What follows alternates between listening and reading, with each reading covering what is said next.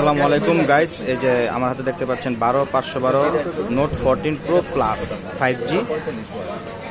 এটা এখন আনবক্সিং হবে। তো আসছে রাসেল ভাই এটা নিতে। তো ভাই আনবক্সিং করেন। দেখলাম যে এটা 2500 টাকা 2500 শহরে অরিজিনাল দিয়ে একদম স্যামসাং তৈরি করছে। প্রাইস পড়ছে 44,000 টাকা। 12512 গ্লোবাল ইন্টারন্যাশনাল ভার্সন। 1800 টাকা কোনটা হইছে? 1800 টাকা এটা শোরুম প্রাইস বলছে। 1000 টাকা লাগবে ডিসকাউন্ট দিয়ে।